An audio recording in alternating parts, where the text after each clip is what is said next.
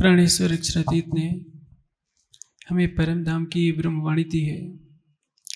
यह वाणी सबको परम धाम की राह दिखाती है, ज्ञान मार्गदर्शन देता है। बिना ज्ञान के कोई कैसे निर्णय कर सकता है कि हम कौन हैं, आए कहाँ से। शरीर और संसार को छोड़ने के पश्चात जाना कहाँ है। जिस सच्चिदानंद परब्रह्म के आदेश से ये सृष्टि बनी है, उसका स्वरूप क्या है, उसका धाम क्या है, उसकी लीला क्या है, उसका आनंद क्या है, उसका प्रेम क्या है और उसको हम पाए कैसे। इन प्रश्नों का समाधान केवल तारतम्य वाणी के द्वारा मिलता है। सभी धर्म ग्रंथों में उस सच्चिदानंद की पहचान संक्षेप में लिखी है, और जब तक उसको तारतम्य ज्ञान के प्रकाश में हम जानेंगे नहीं, हमारी आत्मा को यह बोध ही नहीं हो सकता कि जीवन का परम लक्ष्य क्या है। प्राणनाथ जी की वाणी सबको पुकार पुकार कर कहती है, धिक धिक पढ़ो मेरी बुद्ध को, मेरे तन को, मेरी सुध को, मेरे तन को, मेरे मन को याद न किया धनिधाम। मेरी बुद्धि को धिक्कार है। क्यों? क्योंकि मैंने अपने प्राणेश्वर को याद नहीं किया। याद करने का अर्थ क्या होता है? एक तो इंद्रियों से याद किया जाता है, एक मन से याद किया जाता है, मन चित्त बुद्धि के धरातल पर। एक जीव भाव से याद किया जाता है और एक आत्मिक भाव से याद किया जाता है। संसार की भाषा में हम याद करना कहते हैं, लेकिन वास्तव में क्या है? जो भूला होता है उसको स्मरण में लाना याद करना कहलाता है, किंतु उसको पाने का मार्ग है प्रेम। प्रेम से रिझाना कुछ और है। याद तो जनभाषा में कहते हैं कि चलो 24 घंटे हैं, हम उसको याद कर लेते हैं एक बार। 10 मिनट याद किया, कोई आधा घंटा याद किया, फिर अपने संसार के कार्यों में फंस गए। लेकिन प्रेम की गति अलग होती है। अष्टपहर भी ना रहे प्रेम का आवेश। अष्टपहर भीना का तात्पर्य क्या है? आठों पहर दिन रात जिस तरह से फूल में सुगंध होती है, जल में मछली होती है, उसी तरह से आत्मा परमात्मा के प्रेम में लगी रहे, उसको कहते हैं वास्तविक प्रेम। और ये कर्मकांड के द्वारा संभव नहीं। शरीर की एक विशेष शक्ति है, शरीर की सीमा है। शरीर से 24 घंटे परमात्मा को याद नहीं किया जा सकता। जैसे आप परिक्रमा कर रहे हैं, पूजा पाठ कर रहे हैं, लेकिन शरीर की तो एक सीमित शक्ति है। शरीर से आप क्या करेंगे? आप परिक्रमा कीजिए, पूजा पाठ कीजिए, जो भी कांड कर रहे हैं, इसको भूख प्यास लगेगी, सब कुछ लगेगा, लेकिन एक सीमित शक्ति होने के कारण शरीर वो बोझ ढो नहीं पाएगा। जिसको उधर की लग जाती है उसको संसार की कोई अच्छी नहीं लगती। इसलिए वाणी कहती है, लगी वाली कछ और न देखे, पिंड ब्रह्मांड वाको हैरी नहीं। जिसको उधर की लगन लग जाएगी उसके लिए शरीर और संसार का कोई मोह नहीं रहता, और जिसके लिए संसार ही सर्वोपरि होता है उसको उधर की लगन नहीं लग पाती, केवल औपचारिकता होती है। जैसे कर्मकांड में क्या होता है? आप मंदिर में घंटे घड़ियाल बजा लिए, कुछ पाठ कर लिए, कुछ पूजा कर लिए, बस बंदगी हो गई, भक्ति हो गई। तो यह क्या है? मन को संतोष देने के लिए है। आत्मा के धरातल पर जो परब्रह्म से प्रेम किया जाता है, उसमें कर्मकांडों का कोई महत्व नहीं होता। मन के धरातल पर जो किया जाता है वो उसको कहते हैं उपासना, भक्ति। जीव की शुद्ध चेतना जब अपने स्वरूप में स्थित हो जाती है तो क्या होता है? वास्तविक प्रेम वहां से शुरू होता है, जिसके लिए कबीर जी ने क्या कहा है? तन थिर शरीर स्थिर हो जाए, मन थिर मन स्थिर हो जाए, सूरत स्थिर हो जाए, सूरत निरत स्थिर हो, सूरत भी स्थिर हो जाए, निरत भी स्थिर हो जाए। कह कबीरता पलक की कल्प न पावे को। एक पलक के लिए, एक पल किसको कहते हैं? आंखों को बंद करने और खोलने में जितना समय लगता है उसको एक पल कहते हैं।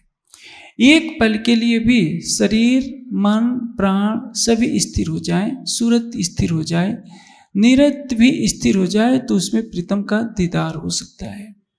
किंतु कल्प न पावे को, एक कल्प का समय होता है 4 अरब 32 करोड़ वर्ष। 4 अरब 32 करोड़ वर्षों तक कोई कर्मकांड की साधना करता रहे, मन के धरातल पर भक्ति करता रहे, तो भी प्रीतम का दीदार नहीं हो सकता। क्योंकि वो कौन है? हद बेहद से परे है, साकार निराकार से परे है।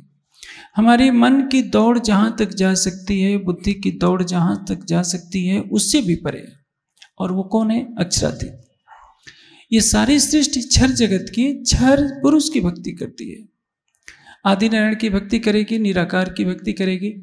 किंतु जो साकार से भी परे है, निराकार से भी परे है, उस सर्वशक्तिमान सकल गुण निधान सच्चिदानंद परब्रह्म को मन और बुद्धि के धरातल पर होने वाली भक्ति से पाया नहीं जा सकता। परमात्मा को, जिसको कहते हैं सच्चित आनंद, और ये संसार क्या है? सत का सुपना है। आदि नारायण भी क्या है? सत स्वरूप अक्षर ब्रह्म के मन का स्वरूप सपना है।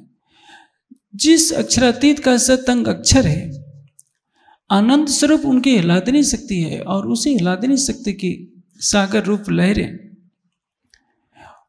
जिसके द्वारा अनन्य प्रेम की लीला होती है। क्योंकि परमात्मा क्या है? सतचित आनंद का स्वरूप है, जो सत्य भी है, चेतन भी है और आनंद स्वरूप भी है। सच्चिदानंद लक्षण भी है और स्वरूप भी है। ये 3 बातें हैं। देखिए, इस संसार में सत्व रज तम, ये तीनों पदार्थ भी हैं और गुण भी हैं। सत्व रज तम तीनों मिलते हैं तो इसको क्या कहते हैं? कारण प्रकृति। तो सत्व रज तम गुण भी है और पदार्थ भी। जैसे आप शक्कर खाते हैं, खा करके आप बता सकते हैं कि शक्कर मीठी है कि कैसी है। नमक को खाकर उसका स्वाद बता सकते हैं। तो नमक और शक्कर क्या है? पदार्थ है। मीठापन या खरापन उसका गुण है। लेकिन आप प्रकृति को देख नहीं सकते, आंखों से देख नहीं सकते, त्वचा से स्पर्श नहीं कर सकते। लेकिन जिस माया प्रकृति का गुण है क्या? सत्व रजतम, वो इतना सूक्ष्म पदार्थ है कि उसको पदार्थ भी कहते हैं और गुण भी कहते हैं। इसी प्रकार सतचित आनंद परमात्मा को कहते हैं। परमात्मा के 3 गुण हैं।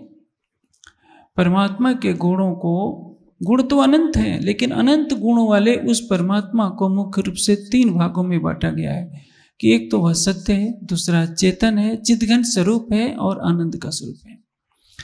उसी चिद्घन स्वरूप से ही सत्य है, उसी से आनंद है। आनंद उसका स्वाभाविक गुण है। सृष्टि में जो भी दिखाई देता है वो आनंद नहीं है, वो एक सुख की तृष्णा है। और उसी सुख की तृष्णा में संसार का प्राणी फंसा जाता है। ये सारा संसार क्या है? विष भरा संसार है। लेकिन लगता कैसे है? लगता है कि बहुत अच्छा है। ऐसा यह संसार है जैसा सेमल फूल। सेमल का फूल देखने में कितना सुंदर लगता है। एक कौवा इस एक सेमल के फूल के लालिमा के सौंदर्य पर मुक्त हो गया। वह सोचने लगा कि जिसका फूल इतना सुंदर है उसका फल भी बहुत मीठा होगा। वो कहीं से घूम फिर कर उसी वृक्ष पर बैठ जाता कि जब इसका फल फलेगा तो मैं उसको खाऊंगा। लंबे समय के बाद फल आया। जब उसने चोंच मारी तो क्या देखा? खाने को तो कुछ नहीं मिला। उस बेचारे के चोंच में केवल रुई ही लग गई, जो खा नहीं सकता था। ऐसा यह संसार है जैसा सेमल फूल, दिन दस के व्यवहार में झूठे रंग न बोल। किसी की उम्र 100 वर्ष होगी, किसी की 80 वर्ष होगी, किसी की 125 150 साल। इससे ज्यादा तो आज के युग में जीना संभव नहीं। जरूर वेद में त्रैस्यम जमदग्नि ने कहा गया, 300 वर्षों की उम्र का विधान किया गया, 400 वर्षों की भी उम्र का विधान किया गया। लेकिन आज के युग में तो संभव नहीं है। फिर भी उसको इस संसार के तात्विक ज्ञान के दृष्टि से देखा जाए तो 10 दिन का समय है। हमारी आपकी उम्र लगभग मान लीजिए 100 वर्ष होती है। लेकिन संसार के सुखों का आकर्षण कितना प्रबल होता है कि कैसे समय बीत जाता है, कैसे हम बचपन से युवा होते हैं, युवा से प्रौढ़ावस्था को आते हैं, प्रौढ़ावस्था के बाद वृद्ध हो जाते हैं। पता तब चलता है जब बालों में सफ़ेदी दिखने लगती है, तब लगता है कि क्या हम वृद्धावस्था को आ रहे हैं। एक गुरुकुल की कहानी है। एक ऋषि कुमार गुरुकुल में पढ़ता था, उसने केवल सेवा सीखी थी। एक बार गुरुदेव ने कहा कि जाकर के वन से लकड़ी लेकर के आओ। लकड़ी ला रहा था, उसकी जटा के कुछ बाल लकड़ी में लग गए, टूट गए थे। जब उसने लकड़ी को पटका तो लगा कि क्या मेरे बाल सफ़ेद हो गए, क्योंकि गुरुकुल में दर्पण तो होता नहीं कि अपना चेहरा देख सके कि हमारा चेहरा कैसा है। उस युग में ऋषियों के गुरुकुल में श्रृंगार का कोई साधन नहीं होता था। जो ब्रह्मचारी होते थे ज्ञानार्जन करते थे, साधना करते थे, सेवा करते थे। बाद में उसने सोचा कि मेरा जीवन क्या ऐसे ही चला जाएगा। कहने का आशय क्या है, आज का भौतिकवादी युग कभी इसके लिए चिंतन की तरफ ही ध्यान नहीं देता। आप इसको देखना है तो मुंबई में चले जाइए, मुंबई की लोकल ट्रेनों को देखिए, कैसे जानवरों की तरह इंसान भर करके जाता है, कार्यालयों में काम करता है और उधर से ठूस कर जैसे जानवरों को भरा जाता है। मनुष्य इस पापी पेट को भरने के लिए काम पर लौटता है, फिर शाम को थका मादा घर पहुंचकर खाता है, सोता है, सवेरे उठकर सीधे काम पर भागना पड़ेगा। यही तो दिनचर्या है। रविवार को थोड़ा बहुत समय मिल जाएगा सोचने के लिए कि हमें कुछ परमात्मा का नाम ले लेना है।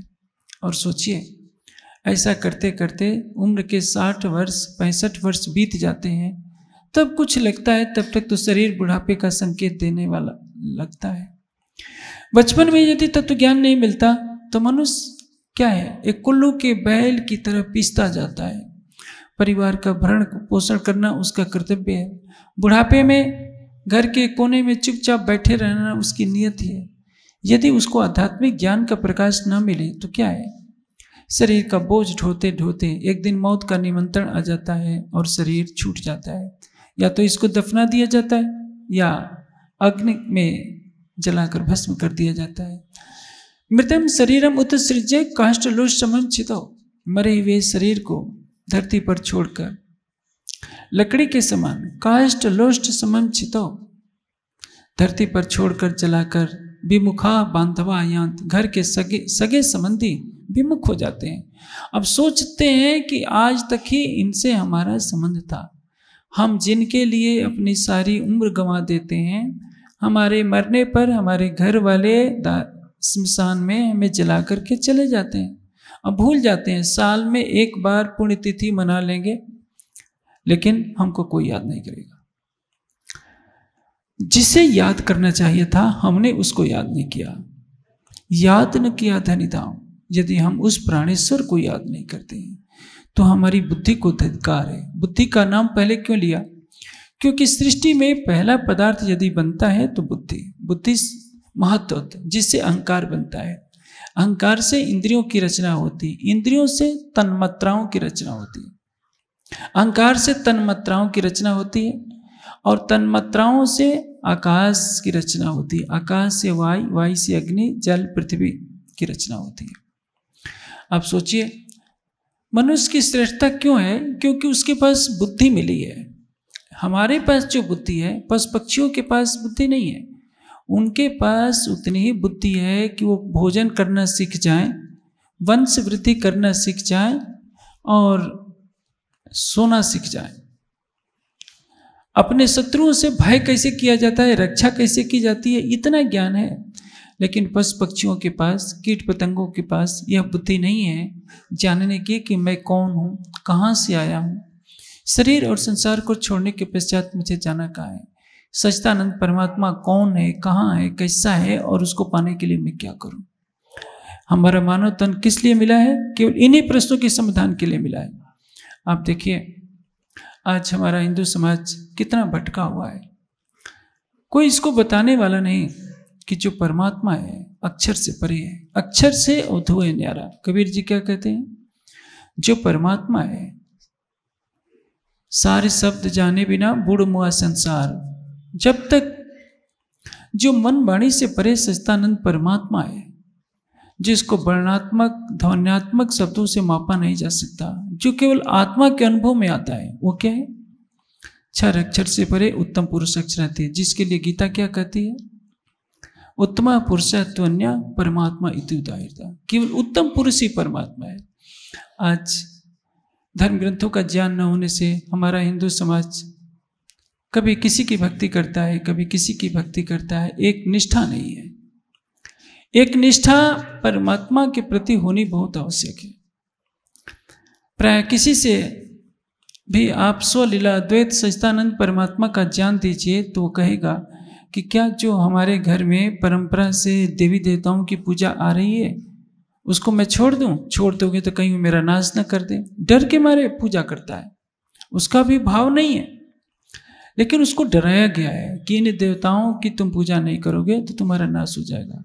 देवता से डरने की जरूरत नहीं है, वो आपको कोई अहित नहीं करते हैं। देवता किसको है, कभी आपने सोचा है? घर में आपकी माँ रहती है, आपके पिता रहते हैं, प्रथम देवता तो वही है जिन्होंने आपको जन्म दिया है, आपका पालन पोषण किया है। तीसरा देवता आचार्य है, जिसने आपको ज्ञान दिया है। चौथा देवता है अतीत अनागत सन्यासी, जो कभी भी बिना बताए किसी धर्म के कार्य के लिए आ जाता है, आपको सत्य का उपदेश देता है, वो देवता है, क्योंकि वो निस्वार्थ भाव से संसार का कल्याण करते हुए उपदेश देता है।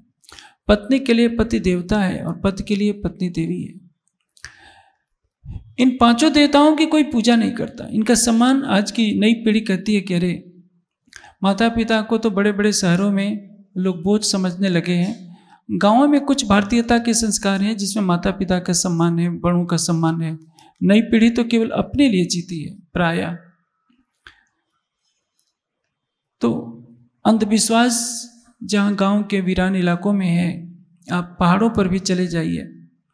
पहाड़ों पर क्या होता है, वहाँ भी 4 धाम है, बद्रीनाथ धाम है, केदारनाथ धाम है, गंगोत्री धाम है, और भी कितने मंदिर हैं। लेकिन वहाँ कहीं गोलू बाबा नाम के देवता की पूजा होती है, कभी किसी देवता की पूजा होती है। वहाँ भैंसे काटे जाते हैं, कहीं बकरे काटे जाते हैं। पूछा जाता है क्यों काट रहे हो, तो कहते हैं कि हमारे स्थान के देवता हैं। तो क्या किसी स्थान का देवता पशु पक्षियों की बलि लेता है? ऐसा कहीं नहीं। देवता की व्याख्या ही गलत की गई है। इस जागरण यात्रा के कार्यक्रम में मुझे अनेक कार्यक्रमों में देवता की व्याख्या करनी पड़ती है, विस्तार से यहाँ ज़्यादा मैं नहीं कहूँगा। लेकिन ये याद रखिए, जो देवता किसको कहते हैं? विद्वान सो ही देवा है। ये सत्यम आचरण ते देवा अनिर्तम मनुष्य, जो हर स्थिति में मन से, वाणी से, कर्म से सत्य का आचरण करे वो देवता है। जो सत्य को जानता है वो देवता है। जो सत्वगुण अवस्था में स्थित हो वह देवता है। जो रजोगुणी है वो मनुष्य है, और जो तमोगुणी है वो राक्षस है। राक्षस होना हमारे हाथ में है, मनुष्य होना हमारे हाथ में है, देवता होना हमारे हाथ में है। देवता से भी श्रेष्ठ कौन होता है? ब्रह्मज्ञानी, जो परम तत्व को जानता है, सच्चिदानंद परमात्मा को जानता है, उसका स्थान देवता से भी ऊपर होता है। इसलिए उपनिषदों में क्या कहा? ब्रह्मविदो ब्रह्म एव भवति। ब्रह्म को जानने वाला ब्रह्म के तदोगत हो जाता है। अग्नि में लोहे को डालिए तो लोहा कैसे चमकेगा? आग के समान चमकता है। उस समय लोहे में और अग्नि में कोई अंतर नहीं रह जाता। उसी तरह से जब आत्मा सच्चिदानंद परब्रह्म के प्रेम रूपी अग्नि में अपने को दग्ध कर देती है तो दोनों के स्वरूप में कोई अंतर नहीं रह जाता। इसलिए जीवन का स्वरूप लक्ष्य क्या होना चाहिए? हम तत्व ज्ञान प्राप्त करें। इसलिए वेदांत का पहला सूत्र क्या है? अथातो ब्रह्म जिज्ञासा। ब्रह्म जिज्ञासा का विषय है। और यदि हमने अपनी बुद्धि को सच्चिदानंद परमात्मा की खोज में नहीं लगाया, परमात्मा को जानने की जिज्ञासा नहीं की, तो हमारा जीवन क्या हो जाएगा? निरर्थक हो जाएगा। संप्रदायों की कट्टरता आज इतनी है कि कोई किसी की बात सुनने के लिए तैयार नहीं होता। हर कोई कहता है कि केवल मेरी बात सच है। हिंदू समाज में आजकल 1000 से अधिक पंथ हैं और सभी का कहना है कि केवल हम ही सच हैं, 999 तो सब झूठे हैं। परिणाम क्या होता है? इसी से कट्टरता फैलती होती है। सत्य कहता है, सत्य तो हमेशा एक होता है। हमें अपनी अंतरात्मा की साक्षी सुननी चाहिए। सत्य असत्य की परीक्षा कैसे होती है? वेद की साक्षी होनी चाहिए, आप्त पुरुषों का कथन होना चाहिए, प्रत्यक्ष अनुमान और प्रमाण शब्द आदि प्रमाणों से उसकी पुष्टि होनी चाहिए कि ये सत्य, ये कथन सत्य है या असत्य है। महामती जी के धाम हृदय में विराजमान होकर अक्षरातीत का आवेश सबके लिए एक संबोधन दे रहा है कि जिसने अपनी बुद्धि को परमात्मा की खोज में नहीं लगाया, बुद्धि से सत्य असत्य का निर्णय करने में नहीं लगाया, वैसे वास्तविक सत्य का निर्णय तो प्रत्यक्ष आत्मचक्षुओं से होता है। कबीर जी ने एक बहुत अच्छी बात कही है कि पांडे मेरा तेरा कहा एक क्यों हुई, मैं कहूँ आँखन देखी तो कहीं पोथे देखी। लेकिन आँखों से देखने से पहले वेद आदि धर्म ग्रंथों का अध्ययन आवश्यक होता है, चिंतन मनन आवश्यक होता है। कबीर जी ने क्या कहा है? वेद शास्त्र कहो कि न झूठा, झूठा जो न विचारे। जैसे आज की पीढ़ी परमात्मा तत्व का चिंतन कर रही है, सृष्टि में प्रारंभ काल से ही ऋषि मुनियों ने चिंतन किया है परमात्मा के बारे में। हमें सृष्टि के सभी मनीषियों का सम्मान करना चाहिए जिन्होंने परमात्मा के चिंतन में समय गुजारा है। यदि हम सोचें कि केवल हम ही सब कुछ जानते हैं, पहले के ऋषि मुनि कुछ नहीं जानते, तो ये न्याय नहीं होगा। कबीर जी ने क्या कहा है कि मैं सतयुग में सत्य सुकृत के रूप में आया, त्रेता में मुनिंद्र ऋषि के रूप में आया, द्वापर में करुणामय के रूप में आया, कलयुग में कबीर के रूप में आया। इसी का अर्थ क्या होता है? जब चारों युगों में कबीर जी का प्रवेश रहा है तो आज से 5000 वर्ष पहले तो द्वापर का युग था। उस समय तो संस्कृत भाषा थी। जो संस्कृत के समय में जो भी महापुरुष हुए होंगे, कबीर जी हुए होंगे या जो भी हुए होंगे, जो भी ऋषि मुनि हुए होंगे, सबने संस्कृत भाषा में ही तो कुछ कहा होगा। तो इसका अर्थ यह होता है कि ऋषि मुनियों ने, मनीषियों ने परमात्मा के बारे में अपनी अंतरात्मा की साक्षी देकर जो सत्य कहा है उसका चिंतन मनन यदि हम करते हैं तो सत्य का बोध होता है। प्राणनाथ जी की वाणी क्या कहती है? शास्त्र ले चले सतगुरु सोई, वाणी सकल को एक अर्थ होई। तारतम्य ज्ञान के प्रकाश में सभी धर्म ग्रंथों से एक सत्य का बोध हो जाए तो हमारी बुद्धि की सार्थकता है। धिक धिक पढ़ो मेरे बुद्ध को, मेरी शुद्ध को। शुद्ध का अर्थ क्या होता है? जो ज्ञान हमने ग्रहण किया है। यदि हमने बहुत कुछ सुना, बहुत कुछ पढ़ा और परमात्मा को जानने के लिए प्रयास नहीं किया तो परिणाम क्या होगा? आप देखिए, आप विश्वविद्यालय की कितनी डिग्रियां ले लीजिए, लेकिन परम तत्व को नहीं जाना, परमात्मा के बारे में आप कुछ नहीं जानते हैं तो क्या होगा? हमारी बुद्धि को धिक्कार है, हमारे उस विवेक को धिक्कार है। सबसे बड़ा विवेकवान कौन होता है? जैसे यदि कोई व्यक्ति ग्रंथों के ग्रंथ पढ़ जाए और उसको ये पता न चले कि हमें करना क्या है तो उसको क्या कहते हैं? विवेकहीन। तभी तो कबीर जी कहते हैं, पोथी पढ़ पढ़ जगुआ, पंडित भया न कोय, 2.5 अक्षर प्रेम का पढ़े सु पंडित हो। ज्ञान का लक्ष्य है सत्य को दर्शाना और प्रेम का उद्देश्य होता है सत्य की प्राप्ति कराना। यदि आपने चारों वेद पढ़ लिया लेकिन आपके पास परमात्मा के लिए प्रेम नहीं है, भक्ति की धारा आपके हृदय नहीं है, विवेक नहीं है, वैराग्य नहीं है, शील नहीं है, संतोष नहीं है, तो पढ़ा हुआ ज्ञान किसी कार्य का नहीं। स्वयं वेद ने कहा है, यह तत् न वेद किम ऋचा करिष्यत्। यदि तुमने परमात्मा को नहीं जाना तो केवल ग्रंथों के बोझ को ढोकर के क्या करोगे? उसका कोई लाभ नहीं है। इसलिए ज्ञान का एकमात्र उद्देश्य है परमात्मा का साक्षात्कार। और मानव जीवन का उद्देश्य क्या है?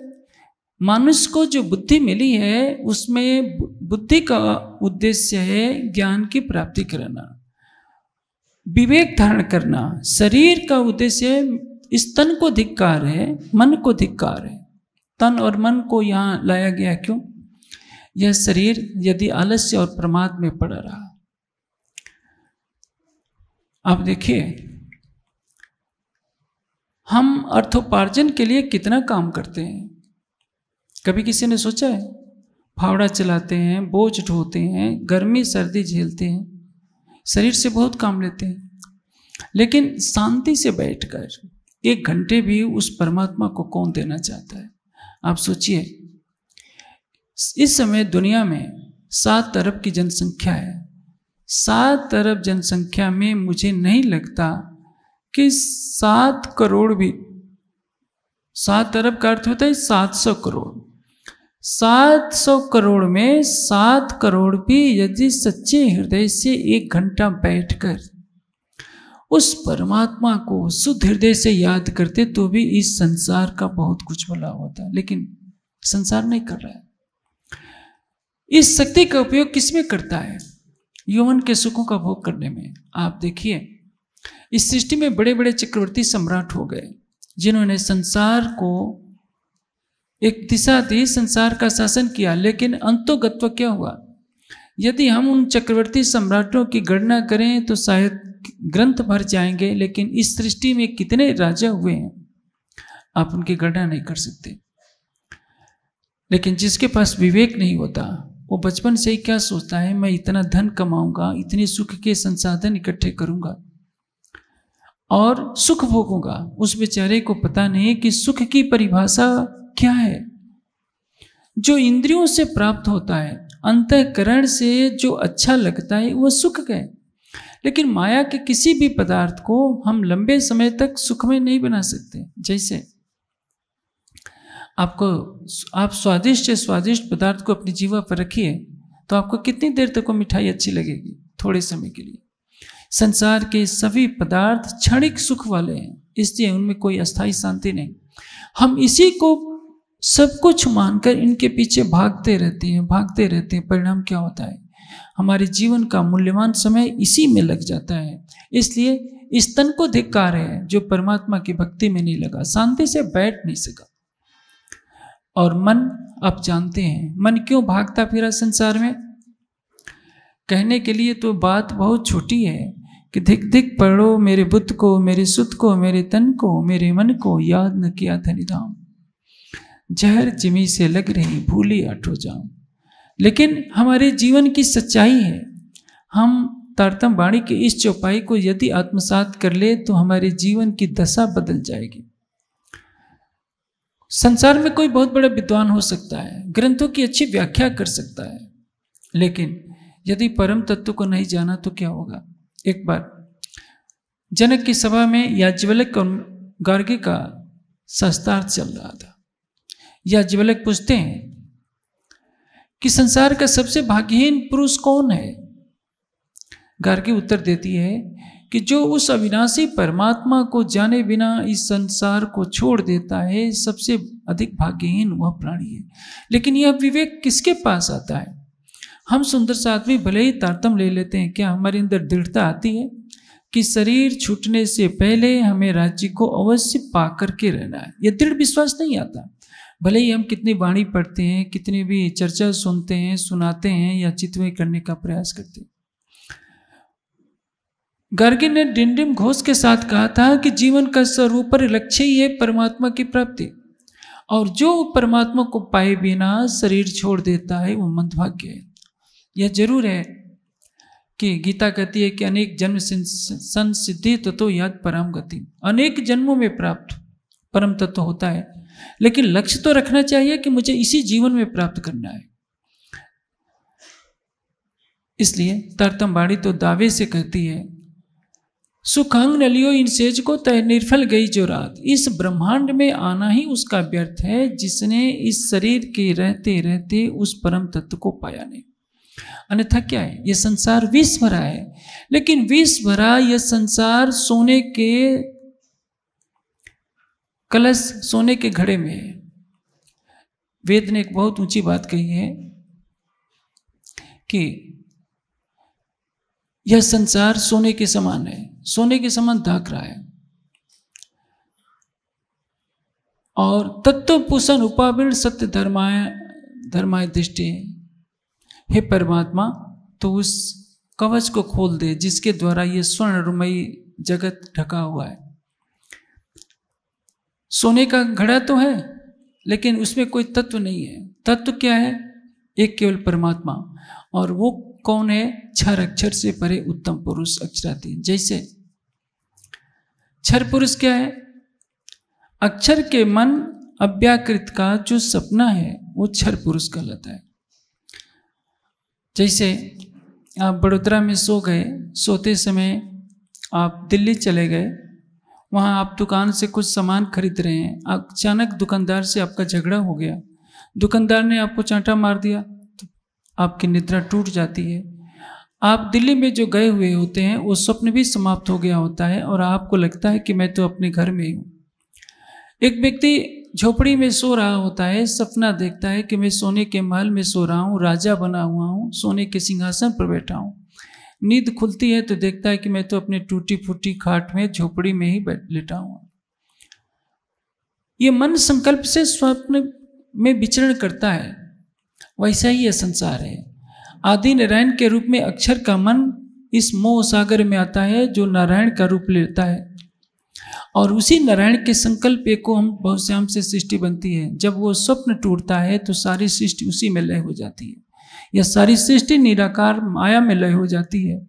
और इसके परे क्या है? बेहद मंडल है।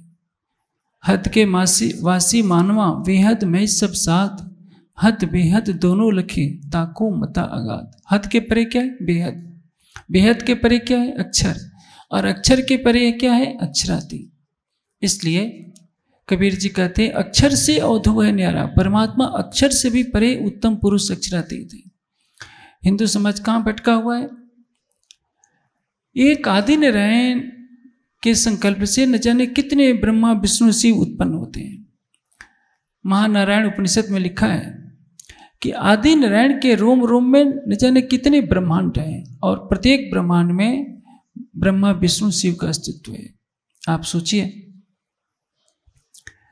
कि एक आदि नारायण के संकल्प से अनंत ब्रह्मांड बनते हैं, और आदि नारायण निराकार से परे का ज्ञान नहीं रखते।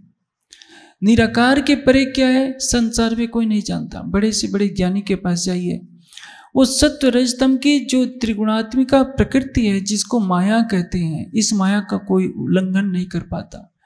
किन माया पार न पाइया, किन कहियो न मूल वचन, स्वरूप न कहो काहू ब्रह्म को, कहे उत चले ना मन बचन। मन की गति कहाँ तक जाएगी? निराकार तक। वाणी कहाँ जाएगी? निराकार तक। बुद्धि की गति कहाँ तक जाएगी? निराकार तक। जिस महत तत्व से बुद्धि बनी है, चित्त बना है, मन बना है, उसी महत तत्व में जाकर विलीन हो जाते हैं। और महत तत्व से भी परे क्या है? कारण प्रकृति महामाया, जिसको कहते हैं निराकार। इसलिए जो साकार की भक्ति करने वाले हुए, उन्होंने क्या कह दिया? परमात्मा विष्णु, किसी ने विष्णु भगवान को बना लिया, किसी ने शंकर जी को बना लिया। वेद में जहाँ भी विष्णु शब्द है वो वैकुंठवासी विष्णु के लिए नहीं है, या कैलाशवासी शिव के लिए शिव शब्द नहीं है। शिव का अर्थ होता है कल्याणकारी। जो परमात्मा सबका कल्याण करता है, वेद में उसको शिव कहा गया है। जो सत्ता से व्यापक है उसको विष्णु कहा गया है। लेकिन जो पौराणिक मान्यता है वो यही मानती है कि शंकर जी कैलाश में रहते हैं, विष्णु भगवान वैकुंठ में रहते हैं, और जो आदि नारायण है वो मोह सागर में जिसका निवास होता है उसको आदि नारायण कहते हैं। सब कुछ स्वप्न में ही है। पाताल से लेकर वैकुंठ आदि नारायण निराकार तक सब नारायण अक्षर का स्वप्न है।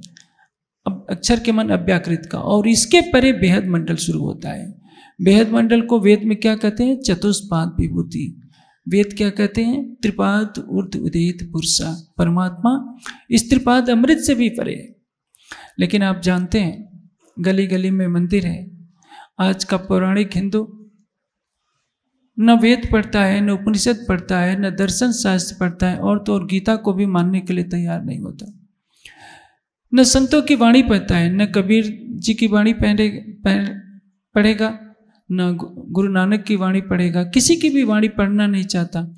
जो सुनी सुनाई परंपरा है उसके अनुसार वो चलता है।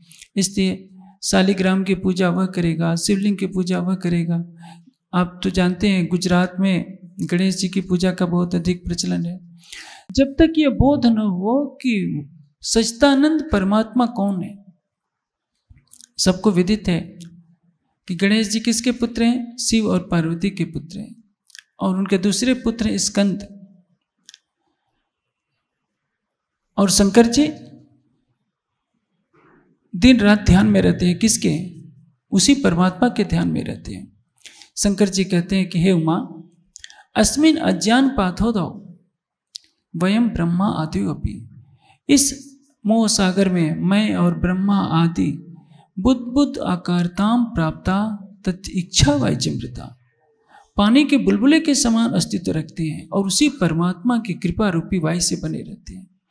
यदि हिंदू समाज उस महेश्वर तंत्रम को पढ़ ले कि भगवान शिव ने उमा को जो अमर कथा सुनाई थी उसमें क्या लिखा है, वह कहते हैं कि मैंने जो समाधि अवस्था में जो ज्ञान सुना है उसके अनुसार मैं अक्षर अक्षर से परे उत्तम पुरुष अक्षरातीत की उपासना करता हूँ, उनकी खोज में रहता हूँ। शंकर जी की पूजा क्या है? जैसे वे परमात्मा का ध्यान करते हैं, हर हिंदू उनकी तरह ही परमात्मा की खोज करे कि परमात्मा कौन है, कहाँ है, कैसा है। वही शंकर जी की पूजा है। महापुरुषों ने जो मार्ग दर्शाया है उस मार्ग का अवलंबन करना ही उनकी पूजा है, उनके गुणों का सम्मान करना। पूजा मैंने अभी कहा देवता की पूजा की जाती है। पूजा का अर्थ क्या होता है? सत्कार करना। जैसे एक पुत्र है, पिता की आज्ञा का पालन करे, वो उनका सम्मान करे, वही उनकी पूजा है। ऐसी पूजा किस काम की कि पिता के चरणों में सवेरे फूल रख दिया, मत्था टेक लिया और पिता जो कहे उसका उल्टा करे, तो पिता तो यही कहेगा कि इस पूजा से कोई लाभ नहीं है। उसी तरह से मर्यादा पुरुषोत्तम राम की पूजा है, उनके आदर्शों पर चलना। हनुमान जी की पूजा है कि हनुमान जी में जो आचरण था, जो महान गुण था, उनमें विद्वता है, ब्रह्मचर्य का पालन है, तप है, त्याग है, ज्ञान है, भक्ति है। वैसा ही मनुष्य आचरण करे। लेकिन आज तो क्या होता है, गली गली में हनुमान जी के मंदिर बन जाते हैं, वहाँ लड्डू चढ़ा दिए जाते हैं, फिर पता ही नहीं, कोई जानना नहीं चाहता कि हनुमान जी कौन है, उनमें क्या क्या महान गुण थे, उनमें क्या ग्रहण करना चाहिए। इसी तरह से गणेश जी में जो बुद्धिमत्ता का गुण है वह ग्रहण करना चाहिए। यही है देव पूजा का तात्पर्य। और इनसे परे कौन है? अक्षर। इनसे परे कौन है? अक्षरातीत। पेड़ काले किन देखी नहीं, सब रहे छाया में उलझाए, गम छाया की भी न पड़ी तो पेड़ पार क्यों लखाए। पेड़ काली, काली पेड़ क्या है? महामाया, कारण प्रकृति।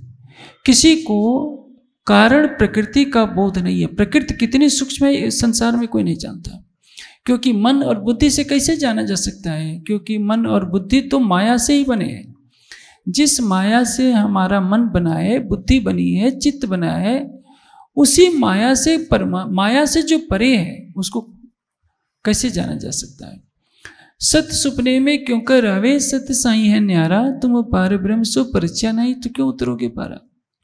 जो सत्य है वो सपने में नहीं आ रहा है, जो सपने से परे है उसको कैसे मन और बुद्धि से सोचा जा सकता है। लेकिन दुनिया जब ग्रंथों को पढ़ती है तो मन और बुद्धि के धरातल पर अटकल से खोजने का प्रयास करती है कि परमात्मा ऐसा है, परमात्मा ऐसा है। इसलिए वो लड़ाई झगड़े में फंस जाती है। आप किसी भी वैष्णव भाई को समझाइए कि नहीं राम से परे भी कुछ है, तो क्या कहेगा? हमें सुनना नहीं है, हमारे लिए तो शालिग्राम भगवान ही सब कुछ है। वो रामचरितमानस को नहीं पढ़ना चाहेगा जिसमें कहा गया है कि शंभु विरंच विष्णु भगवाना उपजय जास संस्ते नाना। जब जिस आदि नारायण के संकल्प मात्र से नाना अनेकों ब्रह्मा विष्णु उत्पन्न होते हैं, तो मर्यादा पुरुषोत्तम राम तो भगवान विष्णु के अवतार हैं। तो इसका अर्थ क्या होता है? जो विष्णु से भी परे है, आदि नारायण से भी परे है, जिसको नेति नेति जय वेद निरूपा, वेदों ने जिसको न इति कर दिया, मन बुद्धि से परे जिसको बता दिया, उस परमात्मा की खोज करना सबके जीवन का अभिष्ट लक्ष्य होना चाहिए। और परमात्मा को न तो आप साकार कर सकते हैं न निराकार कर सकते हैं, क्योंकि साकार की एक उपाधि है। साकार क्या है? अल्पज्य होता है। जैसे मैं यहाँ हूँ तो चंद्रमा पर क्या हो रहा है नहीं जान सकता। अमेरिका के किस गली में किस शहर में क्या हो रहा है मुझे क्या पता है, क्योंकि मैं तो यहाँ रहता हूँ। परमात्मा वह है जो सर्वत्र हो, तभी तो हर वस्तु को जानेगा। इसलिए विद्वानों ने यह सोचा कि हम परमात्मा को सर्वत्र कहते हैं तभी वो सर्वज्ञ होगा, और जो सर्वत्र होगा उसकी आकृति नहीं बने पाएगी। परिणाम क्या होगा? उन्होंने ये माना कि जो सर्वत्र है वो व्यापक होगा, जो व्यापक होगा वो हाथ पैर से रहित होगा, इसलिए आकार से रहित होने के कारण उसको क्या कहेंगे? निराकार। मनुष्य अपनी बुद्धि के अनुसार तर्कों से ये सत्य, ये सही कहता है, लेकिन शास्त्र कुछ और कहते हैं। वेद में ऐसा कोई भी शब्द नहीं है जिसका अर्थ निराकार होता है।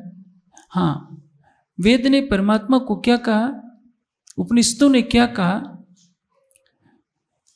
कि हिरण्य परे कोशे वर्जम ब्रह्म निष्कलम। हिरण्य कोश में आनंदमयी अनंत भंडार जहाँ है, हिरण्य कोश कहाँ है, ये अलग विवेचना का विषय है, लेकिन मैं संक्षेप में बता देता हूँ। ब्रह्मपुरी को ही हिरण्य कोश कहा जाता है, जिसमें अनंत ज्योति है। अनंत ज्योति का जो भंडार है ब्रह्मपुर, दिव्य ब्रह्मपुरे ही ऐसा व्योम्य आत्मा प्रतिष्ठितम। दिव्य ब्रह्मपुर में ब्रह्म है, और जो दिव्य ब्रह्मपुर अनंत है, हमारी आत्मा के अंदर भी उस ब्रह्मपुरी की छवि है। इसलिए मनुष्यों ने शरीर के अंदर भी दिव्य ब्रह्मपुर की कल्पना की है। यह सत्य है, चाहे जीव सृष्टि हो या ईश्वरीय सृष्टि हो या ब्रह्म सृष्टि हो। अपनी चेतना के धरातल पर ही उस सच्चिदानंद परब्रह्म को देखा जाता है। इसलिए हम कहते हैं, अर्श तुम्हारा मेरा दिल है, इताई करो विश्राम। आपका धाम मेरा हृदय है।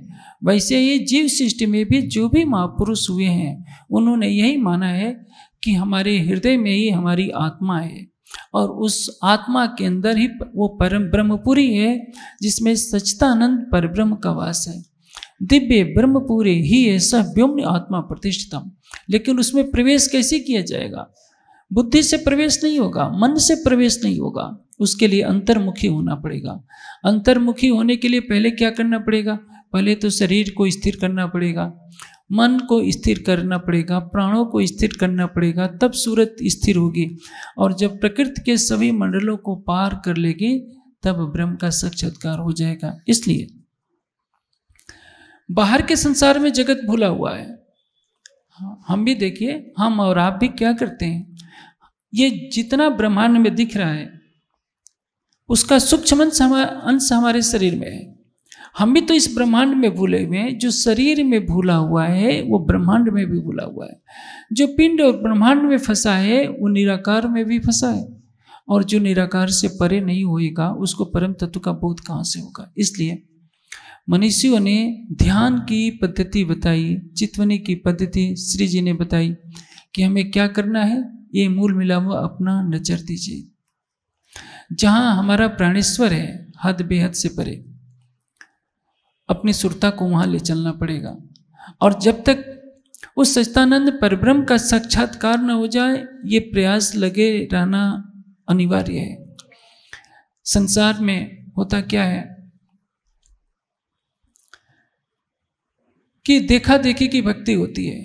देखिए, आम तौर पर एक सामान्य व्यक्ति जो हिंदू होता है मंदिर क्यों जाता है? कुछ मन्नत मांगने जाता है कि अमुक पदार्थ चढ़ा दें, धन चढ़ा दें, मिठाई का पैकेट चढ़ा दें, नारियल चढ़ा दें, हमारी मनोकामना पूरी हो जाएगी। उसके बाद वो भूल जाता है परमात्मा को। तभी तो कबीर जी कहते हैं, दुख में सुमिरन सब करें, सुख में करे न कोई, जो सुख में सुमिरन करे दुख काहे को। ये स्वार्थमयी भक्ति है कि जब परिवार में कष्ट पड़े तो उससे निवृत्त होने के लिए मंदिर में गए, मत्था टेक लिए। और अमूमन हिंदू ऐसा करते हैं।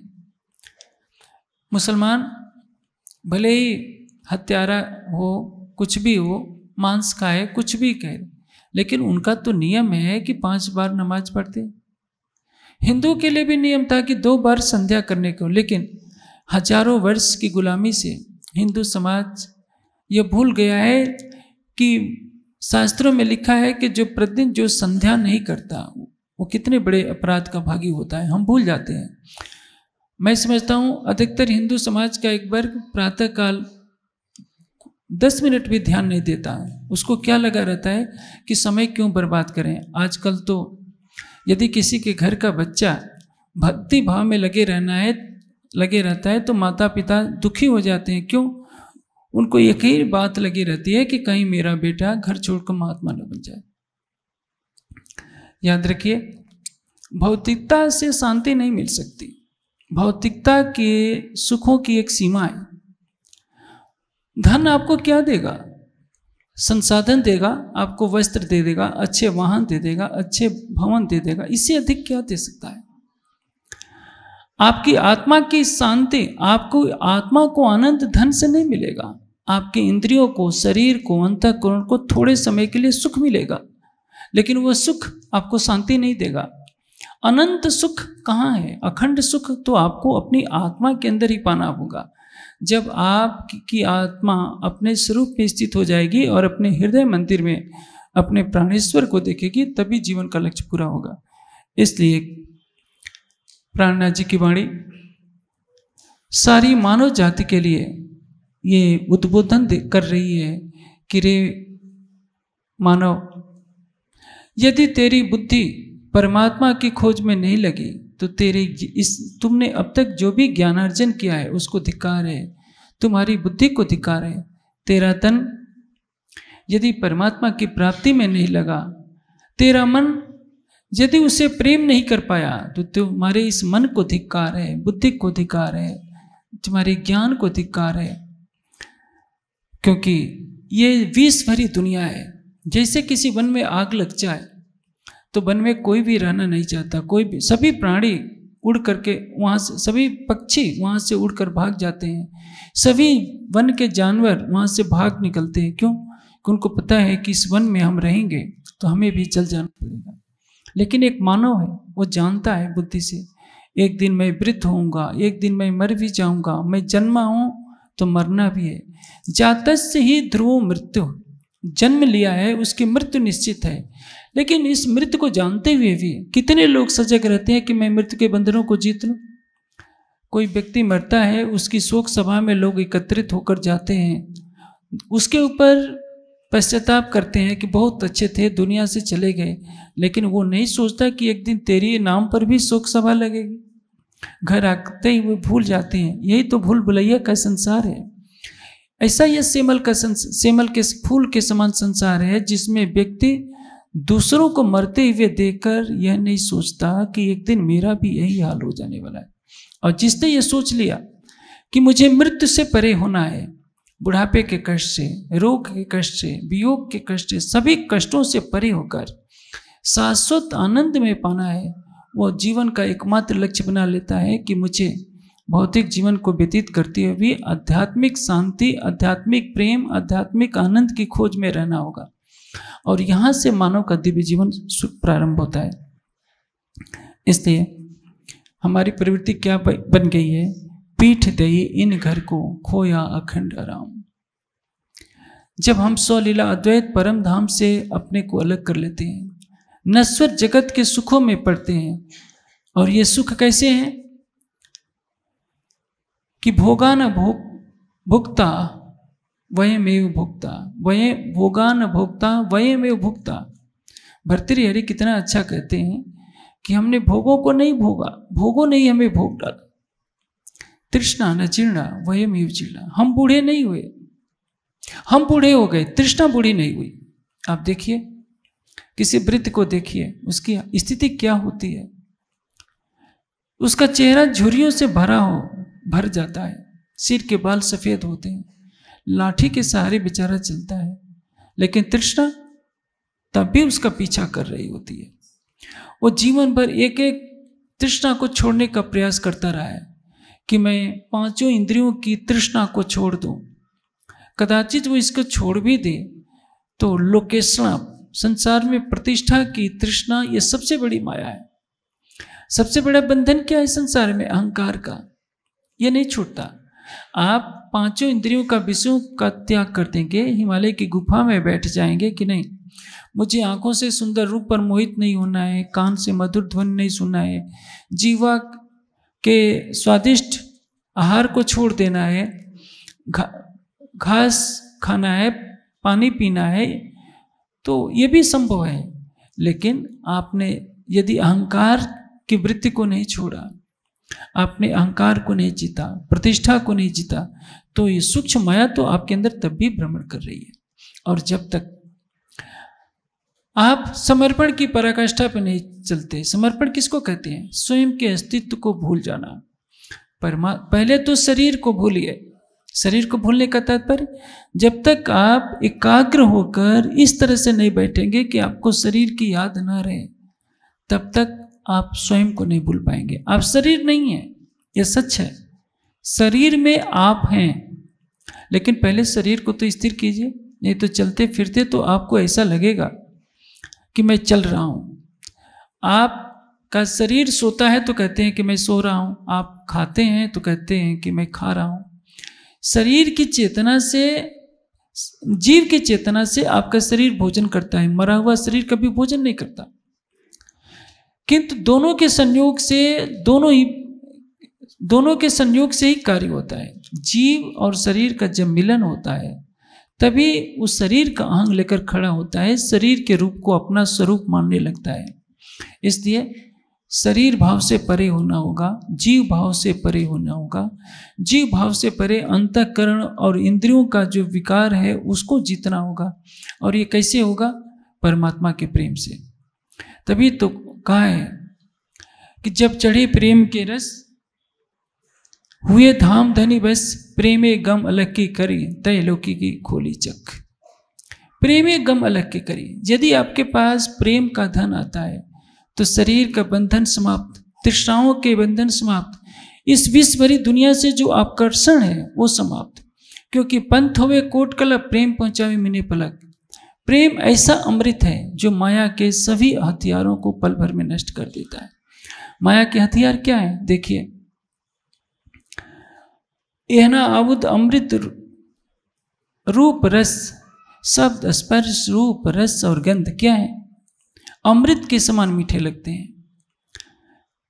पतंगा रूप पर मारा जाता है, हिरण मधुर ध्वनि के ऊपर मारा जाता है, हाथी स्पर्श पर पकड़ा जाता है, मछली जीवा की वशीभूत होकर मारी जाती है। संसार के सभी प्राणियों को ये पांचों विषय अमृत के समान मीठे लगते हैं। तभी तो सारा संसार इसमें फंसा हुआ है। पूरे संसार में जाइए, लोग धन क्यों कमा रहे हैं? इन 5 विषयों को पाने के लिए तो कमा रहे हैं।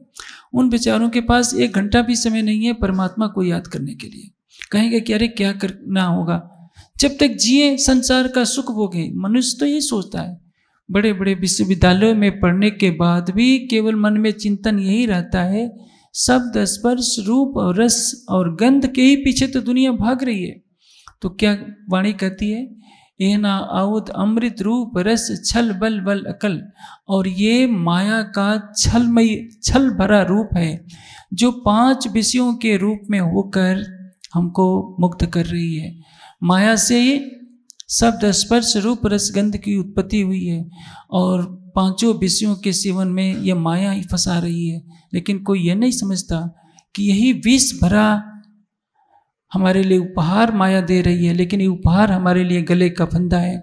इन्हीं विषयों की तृष्णा में जीव भटकता फिरता है, एक योनि से दूसरे में जाता है, लाखों जन्मों में भटकता है, योनियों में भटकता है। और इसका कारण क्या है? अज्ञान। इसी संसार के सुख की तृष्णा सबसे बड़ा अज्ञान है, जिसके लिए मनुष्य दुखी होता है। दुखों का कारण है अज्ञान, अविद्या। और दुख क्यों होते हैं? तृष्णा के वशीभूत होने के कारण। यदि ज्ञान का प्रकाश हो जाए, तृष्णा का बोध हो जाए और उससे निवृत्ति हो जाए। निवृत्ति कहाँ से होगी? ध्यान के द्वारा। जब हम परमात्मा के प्रेम में इस प्रकार डूब जाएं कि हमें शरीर का आभास न रह जाए, हमारा अंतःकरण का आभास न हो, मन चित्त बुद्धि से परे हो जाए, हमारा जीव भाव समाप्त हो जाए और हमारी आत्मा परात्म के श्रृंगार में अपने प्राणेश्वर का साक्षात्कार करे, तो इस संसार में रहते हुए भी हम नहीं रहते। इसलिए जो साकार से परे है, निराकार से परे है, त्रिगुणातीत है, शब्दातीत है, अनंत सूर्यों से अधिक प्रकाशमान है, जिसकी शोभा के लिए इस संसार में कोई उपमा नहीं होती, कोई बुद्धि से उसकी विवेचना नहीं कर सकता। उसी सच्चिदानंद परमात्मा को जानना हमारे जीवन का लक्ष्य होना चाहिए। और धाम धनी ने क्या किया है? मूल वतन धनिये बताया, जित ब्रह्म सृष्टि श्यामा जी, जित साथ श्यामा जी सा। अक्षरातीत ने हमें मूल घर की पहचान कराई है। जिस परम धाम से हम बिछड़े हैं, उस परम धाम का साक्षात्कार हमारे जीवन का परम लक्ष्य होना चाहिए। वह परम धाम जहाँ के कण में अनंत प्रेम है, अनंत सौंदर्य है, अनंत आनंद है, जहाँ के कण में ही अक्षरातीत का स्वरूप है। शास्त्रों में जो सर्वम खल इदम ब्रह्म कहा गया है वो इस जगत के लिए नहीं कहा गया है। इस संसार में तो सर्वम खल माया ही माया है। ये माया का जगत है, काल का देश है। काल आवत कब ब्रह्म भवन में तुम क्यों न विचारो सोई। पाताल से लेकर बैकुंठ तक, निराकार तक काल की सत्ता है। जब इस काल तत्व से परे हम नहीं जाएंगे, अद्वैत में प्रवेश नहीं करेंगे बेहद मंडल में, और अद्वैत से भी परे स्वलीला अद्वैत में नहीं जाएंगे, तब तक हमें यथार्थ सत्य का बोध नहीं होगा, जीवन का परम लक्ष्य प्राप्त नहीं होगा। इसलिए वेद ने सरल शब्दों में क्या कहा, आदित्य वर्णा तमसा परस्तात्, तमस के परे, तमस के अंदर संसार खोज रहा है, सूर्य को अंधेरे के कणकण में खोज रहा है। जिस तरह से सूर्य को अंधेरे के कणकण में नहीं पाया जा सकता, उसी तरह से सच्चिदानंद परमात्मा को इस मायावी जगत के कणकण में नहीं खोजा जा सकता। उसको पाने के लिए महामत कहे माहे पार खोजोगे तब जाए आप उल्खानो। स्वयं के स्वरूप को जानना है तो निराकार बेहद के पार चलना पड़ेगा। हद पार बेहद है, बेहद पार अक्षर, अक्षर पार वतन है जागी इन घर। तभी तो महामती जी की आत्मा स्वयं को पुकार करके कह रही है कि हो मेरी वासना, तुम चलो अगम के पार, अगम पार अपार पार, तहाँ है तेरा करार। मेरी आत्मा तू उस निराकार में चल, से परे चल, जिस निराकार में सारी सृष्टि समा जाती है, ये सभी लोक लोकांतर समा जाते हैं। उस निराकार से परे बेहद है, बेहद से परे अक्षर है। अगम पार अपार, अपार का अर्थ है बेहद, पार तहाँ है तेरा करार। तुझे शाश्वत शांति तब मिलेगी, शाश्वत प्रेम तब मिलेगा, शाश्वत आनंद का भंडार तब मिलेगा जो तू निराकार के पार चलेगी। और यही सबको अभिष्ट होना चाहिए। आवश्यकता है कि आज हम बुद्धि को सकारात्मक दिशा में ले चलें। सत्य का प्रकाश जहाँ से भी मिलता है उसको ग्रहण करें। हम सांप्रदायिक कट्टरता में न पड़ें, बल्कि भौरा जिस तरह से एकमात्र लक्ष्य उसका होता है सुगंध को लेना, पराग का चयन करना, चाहे चंपा से मिले, चमेली से मिले, कमल से फूल मिले, गेंदे से फूल से मिले, कहीं से मिले पराग उसको चाहिए। लेकिन वो जड़ करके बैठ जाए कि नहीं मुझे तो केवल इसी फूल का चाहिए, तो वो वास्तविक पराग की उपलब्धि से वंचित रह जाता है। मानव जीवन का लक्ष्य है सत्य का अन्वेषण, सत्य की खोज। और प्राणनाथ जी की वाणी संसार के सभी प्राणियों को एक सूत्र में बांधती है, वेद कतेब की दोनों धाराओं को एक करती है। संतों की वाणी को, वेद की वाणी को, उपनिषद दर्शन को, गीता भागवत कुरान बाइबल में छिपे हुए उस सत्य को दर्शाती है, ताकि सारी मानव जाति उस सच्चिदानंद परब्रह्म के विषय में जान जाए और अपने जीवन का कल्याण करे। क्योंकि यदि हमने अपने अल्प समय में, अल्प इसलिए कह रहा हूँ क्योंकि मानव तन का कोई भरोसा नहीं होता, कच्चे घड़े की तरह पता नहीं शरीर का क्या कब हो जाए। पानी का बुलबुला जिसे कभी भी पानी में डूब सकता है, मृत्यु हर प्राणी के पीछे लगी हुई है। इसलिए जीवन को निरर्थक नकारात्मक भाव में न बिताते हुए हर पल परमात्मा के प्रेम में लगाए रहने का प्रयास करने चाहिए। उठते बैठते सुपन सोवो जागृत, दम न छोड़े माँ सुख को जाकी असल हक निस्बत। यदि हमें परमात्मा के वास्तविक स्वरूप का बोध हो जाएगा तो हमारी ऊर्जा संसार के नकारात्मक कार्यों में नहीं लगेगी, बल्कि हम सोते समय भी उसके ध्यान में सोएंगे। उठने के बाद हमारा पहला ध्यान उसी सच्चिदानंद परब्रह्म के चरणों में जाना चाहिए, जिसके बिना जीवन का एक एक पल निरर्थक है। वेद ने कहा यस छाया यस मित्रो तत्कस्मै देवाय हवसा विधेम। उस परमात्मा की शरण में जाना ही जीवन है, उससे अलग होना मृत्यु को निमंत्रण देना है। और जो उसको नहीं जानता है वो जन्म मरण के चक्र से कभी मुक्त नहीं हो सकता। आप संसार के सभी विश्वविद्यालयों की सारी डिग्रियां ले लीजिए, सारे ग्रंथों को पढ़ लीजिए, किंतु यदि आपने परमात्मा को नहीं जाना, परमात्मा से प्रेम नहीं किया, उसके प्रेम में अपने को नहीं डुबोया, तो ये जीवन निरर्थक ही चला जाता है। आपका कमाया हुआ धन यहीं रह जाएगा। आपने जिस शरीर को इतना पुष्ट किया है वह शरीर निर्बल काया के रूप में परिवर्तित होकर निर्जीव हो जाएगा, अग्नि की लपटों के हवाले हो जाएगा या मिट्टी में दबा दिया जाएगा। इसलिए जीवन का सार तत्व है हम स्वयं को जाने कि हम शरीर नहीं थे, मरने के बाद भी हम नष्ट नहीं होंगे, बल्कि हम तो अनादि हैं, अखंड हैं, सच्चिदानंद स्वरूप सच्चिदानंद के प्रेम के सागर की लहरें हैं। जिस तरह से सच्चिदानंद परब्रह्म स्वलीला अद्वैत है, हम भी उसी के अंग रूपा हैं। सागर से लहरें कभी पृथक नहीं होती, तो हमें भी नहीं होना है। हमें ये माया की सृष्टि दिखाई दे रही है, इस माया से परे हमें अपनी सुरता को ले चलना है, जहाँ प्रेम, शांति और अखंड आनंद का अखंड साम्राज्य है, जिसके लिए ऋषियों की वाणी कहती है, अस्तो मां सद्गमे तमसो मां ज्योतिर्गमे मृत्युर्मां अमृतम गमे। हे परमात्मा, मुझे इस असत्य जगत से सत्य की तरफ ले चल, अज्ञानता के अंधकार से तू प्रकाश की तरफ ले चल, मृत्यु से अमृत की तरफ ले चल। और यदि हम इस लक्ष्य को प्राप्त कर लेते हैं तो हम इतवी धन होंगे और उतवी धन। मैं आशा करता हूँ कि यहाँ जो भी सुंदर साथ धर्म प्रेमी सज्जन एकत्रित हुए हैं, वे प्राणनाथ जी के वाणी के दिव्य संदेश को ग्रहण करेंगे और अपने इस मानव जीवन को सफल बनाएंगे।